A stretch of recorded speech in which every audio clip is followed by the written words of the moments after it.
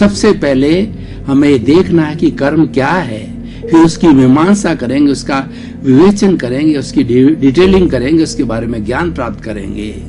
कर्म एक तरह की कर्म रज होती है, एक तरह के ऐसी अशुद्धि होती है जो कि हमारी शुद्ध आत्मा है उसके साथ मिली हुई होती है।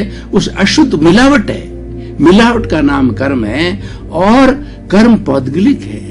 ये उसके साथ मिली होने के कारण जो हमारी आत्मा शुद्ध होगी, जिसको बॉन्डेड सोल कहते हैं, बद्ध आत्मा कहते हैं, और जन्म जन्मांतर से ये बद्ध आत्मा इस कर्म रज के मिलने के कारण बद्ध हो गई है और 84 लाख जीवा योनि में जन्म मरण का चक्कर काटती है और दुख भुगतती है और इस चक्कर के अंदर चलती रहती है। उसको हम कर्म रज कहते हैं, और बहुत से धर्म दर्शनों ने इसको अलग अलग नामों से पुकारा है। कोई जो है इसको अद्वैत कहता है, कोई ईश्वर कहता है, और कोई पुण्य पाप कहता है, कोई अदृष्ट कहता है, और कई देव कहता है। कई नाम से इसको पुकारा जाता है, लेकिन कुल मिला करके जो कर्म शब्द बहुत प्रचलित है, और ये हर धर्म दर्शन ने इसको माना है। अब कर्म है एक तरह की अशुद्धि रज है, इसके बारे में विवेचना करेंगे कि कर्म का बंधन किस तरीके से होता है और उस बंधन से छुटकारा कैसे पाया जाता है। जब कर्म रज को हमारी आत्मा से अलग कर दिया जाता है तो आत्मा सिद्ध बुद्ध मुक्त होकर के मोक्ष के अंदर चली जाती है। ये जो सारे कर्म जो है आत्मा के साथ जुड़े हुए होते हैं, जिसको हम अशुद्धि कहते हैं, ये क्या है? ये क्रोध, अहंकार, माया, लोभ, मत्सर, ईर्षा, घृणा, 18 तरह के दोष, 18 तरह के पाप, 18 तरह के नेगेटिव थॉट्स, 18 तरह की नेगेटिव थिंकिंग जो है ये आत्मा के साथ अशुद्धि रूप के अंदर जुड़ी हुई है। और ये एक रेत का कण किसी भी तरीके से, किस तरीके के सोने के साथ के अंदर रज, रेत की रज मिल जाती है, उसी तरह से कर्म रज मिली हुई होती है।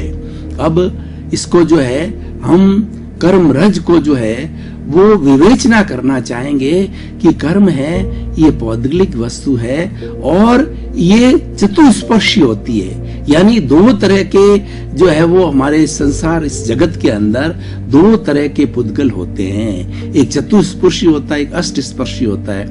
अष्टस्पर्शी दिखाई देता है, जैसे कि हम देख रहे हैं मकान है, घर है, जितनी भी विनाशी चीजें हैं और जितनी भी जो इस संसार जिससे बना हुआ पुद्गल है, मैटर है, वह सारा जो अष्टस्पर्शी है, जैसे उससे हमारा मकान बनता है, रोड बनती है, ट्रेन है, हेलीकॉप्टर है, और जो है वो जो हमारा फर्नीचर है, हमारा घर है, ये सारा जो है अष्टस्पर्शी है। चतुष्पर्शी, चतुष्पर्शी को विज्ञान की भाषा में मास लेस पार्टिकल कहा जाता है, जिसका भार विहीन होता है। ये भार विहीन होने के कारण हमारी आत्मा के साथ के अंदर ये पुण्य पाप का चिट्ठा है। जन्म जन्मांतर से सारी हमारी जिस तरीके से मोबाइल के अंदर मेमोरी कार्ड होता है, उसी तरह से मेमोरी कार्ड के रूप के अंदर आत्मा के साथ फेविकोल की तरह चिपका हुआ रहता है, जिसको कि हम कर्म रज कहते हैं, और जिसको हम जो है कार्बन शरीर, लिंग शरीर कहा जाता है, कॉजल बॉडी कहा जाता है। इसी कारण आत्मा बद्ध है, और मनुष्य जीवन का उद्देश्य और सभी धर्मों का उद्देश्य है कि इस कॉजल बॉडी को, इस कार्बन शरीर को आत्मा के साथ में मुक्त किया जाए, आत्मा को इससे मुक्त किया जाए, तो कॉजल बॉडी जो है फिर वापस इस सृष्टि के अंदर पुद्गलों के रूप के अंदर समा जाएगी, जहां से ये खींची जाती है, और ये आत्मा जो है शुद्ध चेतन रूप के अंदर जो है वो मोक्ष में चली जाती है। अब हम थोड़ी आत्मा की परिभाषा करें कि आत्मा एक चेतन तत्व है और असंख्य चेतनामय परमाणुओं के पिंड को आत्मा कहा जाता है। आत्मा अनंत ज्ञान वाला है, आत्मा अनंत दर्शन वाला है, आत्मा अनंत शक्ति वाला है, अनंत और आत्मा अनंत सुख का धाम है। इसके अंदर इटर्नल सुख है, इसमें अक्षय सुख है, जिसके लिए हम इतना जो है प्रयास कर रहे हैं, और मोक्ष की प्राप्ति का हमारा जो है सिद्धि का जो हमारा लक्ष्य है वो अक्षय सुख के कारण है। वर्तमान में हमें जो सुख आता है, एक सुख के बाद दुख आता है, फिर दुख के बाद सुख सुख आता है, हर संयोग के साथ वियोग जुड़ा हुआ रहता है, इसलिए सुख दुख की साइकिल चली जाती है, चलती रहती है। और इस साइकिल को हटाने के लिए, साइकिल को परमानेंटली रिमूव करने के लिए जो साधना की जाती है, कर्म को जो हटाया जाता है।